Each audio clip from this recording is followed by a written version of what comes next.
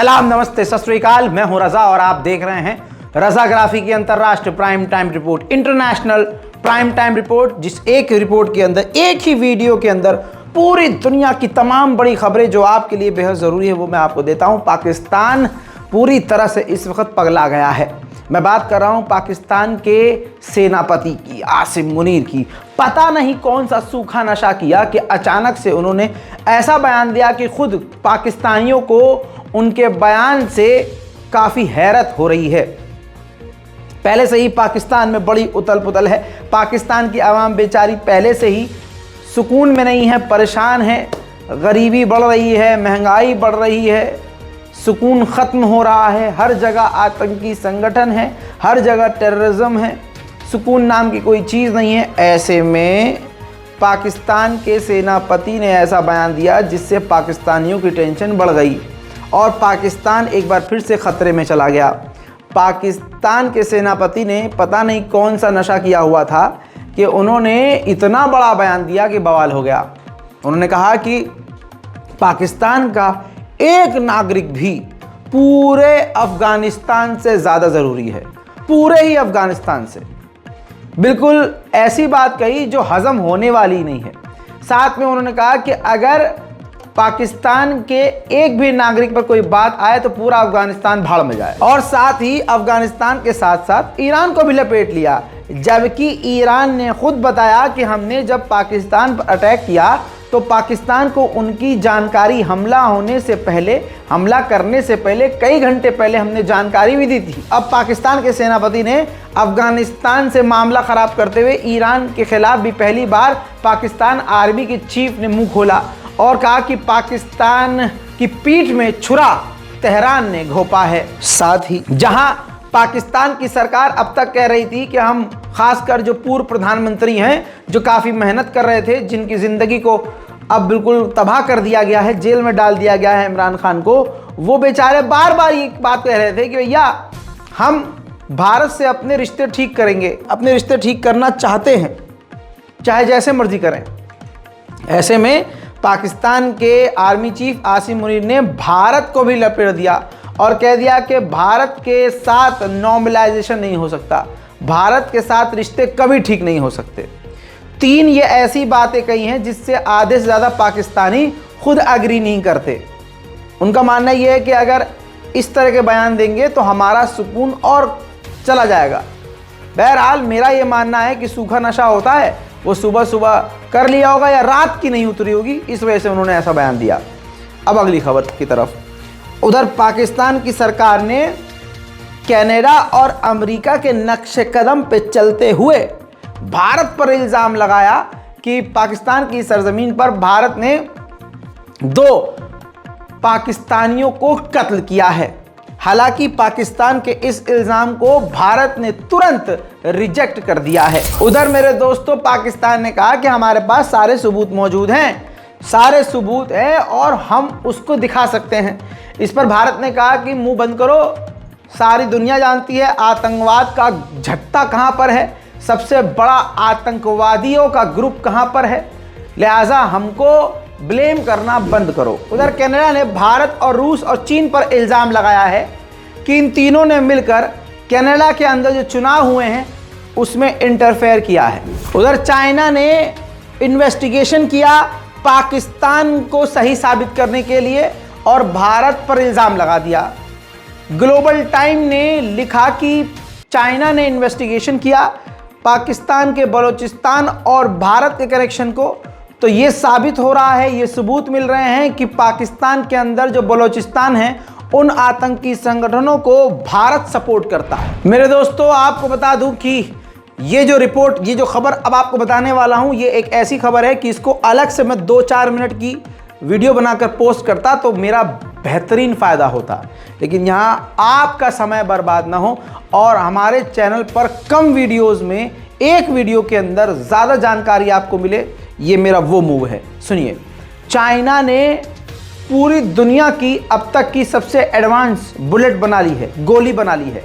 2012 से 21 तक अमेरिका ने कोशिश की थी ऐसी बंदूक की गोली बनाने की जो दुनिया में सबसे दूर तक जाकर हमला करे और जब गोली बंदूक से निकल जाए तो निशाने पे जाते जाते अगर टारगेट बदलना हो तो टारगेट बदल भी दे। जो हम सोच नहीं सकते, चीन ने वो कर दिखाया है। 2021 आते आते अमेरिका थक गया और ऐसी बुलेट नहीं बना पाया, लेकिन चाइना ने कर दिखाया। चाइना ने दावा किया है कि हमने ड्रीम बुलेट बना ली है। वो बुलेट 8000 फीट से भी दूर जा सकती है पलक झपकने से पहले, और साथ ही ये निशाना पलट भी सकती है। गोली निकलने के बाद अपने टारगेट को छोड़ सकती है या फिर टारगेट चेंज कर सकती है। यानी गाइडेड बुलेट बना ली है चीन ने, जो अमेरिका नहीं कर पाया अब तक। उधर चीन के सेनापति ने कहा कि भारत और चाइना का जो बॉर्डर का तनाव है वो अभी का हाल फिलहाल का नहीं है, ये सदियों से चला आ रहा है। ऐसे में भारत चीन से इंपोर्ट एक्सपोर्ट और बिजनेस की जो शर्त रख रहा है कि बॉर्डर पर तनाव कम हो तो हम बिजनेस करेंगे, ये भारत की बेवकूफ़ी है, क्योंकि ये मामला तो बहुत पुराना है। इसके अलावा भारत और चीन के रिश्ते इस मुद्दे की वजह से कभी अटके और रुके नहीं हैं। भारत को इसको समझना होगा। उधर चाइना ने साफ तौर से यानी चाइना के डिफेंस मिनिस्टर ने अपने सैनिकों से कहा है कि ताइवान में तनाव ज़्यादा है, लिहाजा जंग की तैयारी मजबूत रखें। पाकिस्तान के अंदर चाइना का CPEC प्रोजेक्ट रुका हुआ था, चाइना उसके अंदर पैसा नहीं लगा रहा था। अब पाकिस्तान ने हाथ पैर जोड़े, मनाया, पुचकारा तो चाइना मान गया और चाइना अब एक बार फिर से CPEC प्रोजेक्ट में पैसा लगाने को तैयार हो गया है। पाकिस्तान की एक बड़ी मुसीबत हल हो गई है। वहीं तानाशाह नॉर्थ कोरिया ने एक अलग लेवल की और खतरनाक तरह की मिसाइल टेस्ट की है, वो जो करता रहता है। इसके बाद रशिया ने कहा कि साउथ कोरिया, जापान और अमेरिका ये तीनों मिलकर नॉर्थ कोरिया से जंग की तैयारी कर रहे हैं, और अगर ऐसा होता है तो भविष्य बड़ा खतरनाक, आने वाला समय बहुत बुरा है। मेरे दोस्तों, एक बड़ी रिपोर्ट आई है, मैं 6 महीने पहले आपको बता चुका हूं। मैं अपनी ज़बान से बता रहा था, सिर्फ थोड़ा कुछ नोटिस करके मैंने बताया था, लेकिन अब पूरे आंकड़े आ गए हैं, सबूत आ चुका है। अंतर्राष्ट्रीय रिपोर्ट के अनुसार साबित हो गया है कि अमेरिका की जो मिलिट्री है, फौज है, वो बेहद कमज़ोर है। भले ही वो इंटेलिजेंस में आगे है, AI में आगे है, टेक्नोलॉजी में आगे है, लेकिन जंग में वो बहुत बेकार है। यानी अमेरिका की फौज किसी भी बड़ी जंग को लड़ने में असमर्थ है, नहीं लड़ सकती है। हत्ता कि चाइना और रशिया की फौज से भी काफ़ी पीछे है अमेरिकी फौज। ईरान की राजधानी तेहरान के एक बड़े अस्पताल में एक्सीडेंटली बताई जा रही है कि आग लग गई, अभी जांच नहीं हो पाई है। आग इतनी बड़ी लगी कि पूरा अस्पताल धुंधुना कर लाल हो गया और खाक हो गया। कहा जा रहा है कि कुछ घायल हैं, लेकिन मारा कोई अल्हम्दुलिल्लाह गया नहीं है। अभी रिपोर्ट जांच की आई नहीं है, लेकिन जो तस्वीर है वो ये है।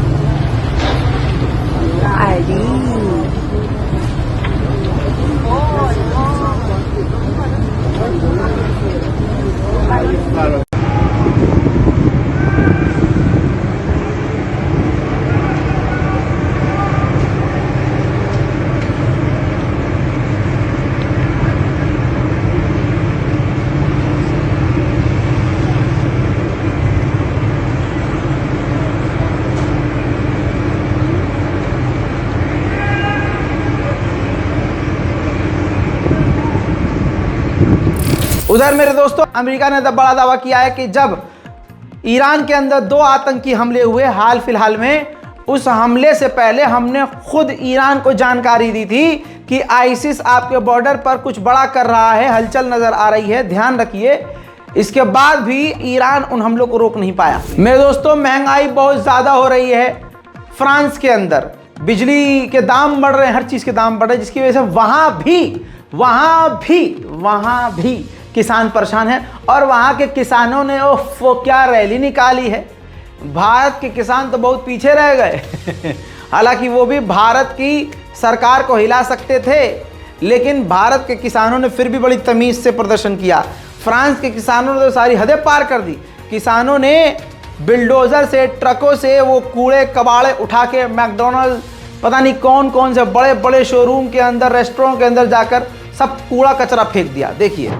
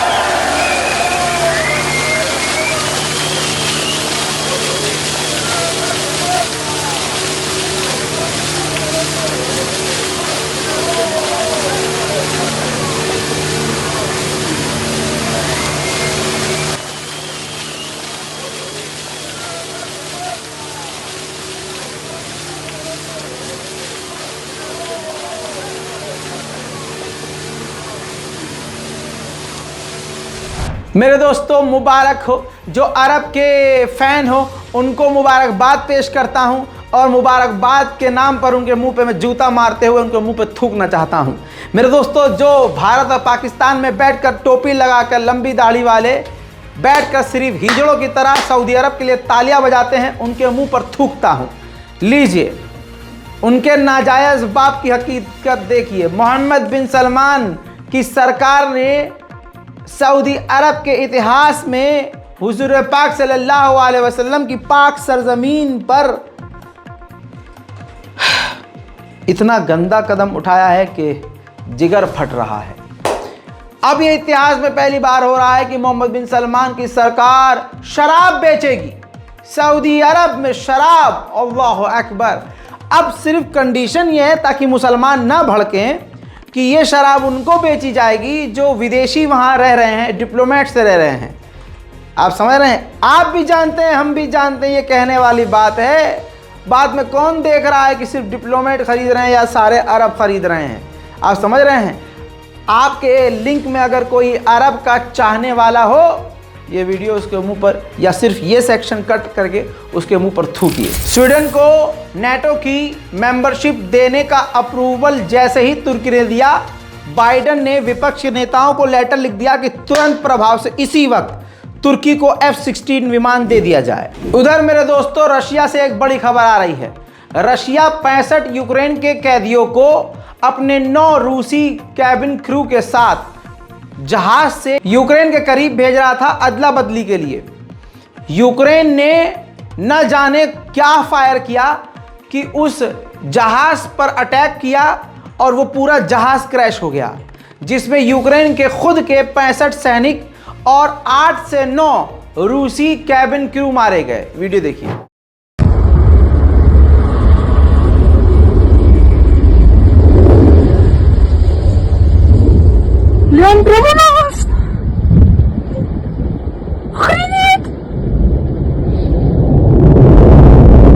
अमेरिका खलास हो चुका है, अमेरिका का पैसा खत्म हो चुका है, यूक्रेन को देने के लिए नंगा हो चुका है, कंगाल हो चुका है अमेरिका।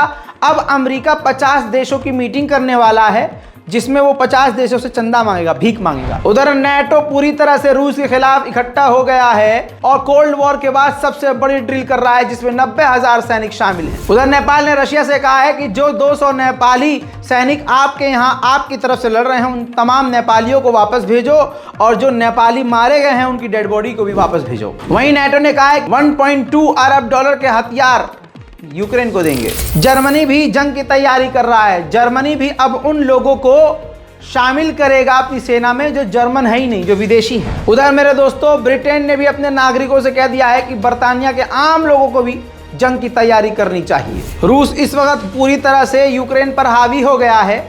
जो यूक्रेन के खार्किव के इलाके में यूक्रेन के एयर डिफेंस सिस्टम हैं, वो रूसी मिसाइलों को रोक नहीं पा रहे हैं। उधर रशिया के ऑयल रिफाइनरी के ऊपर ड्रोन अटैक हुआ, जिसके बाद आग लग गई।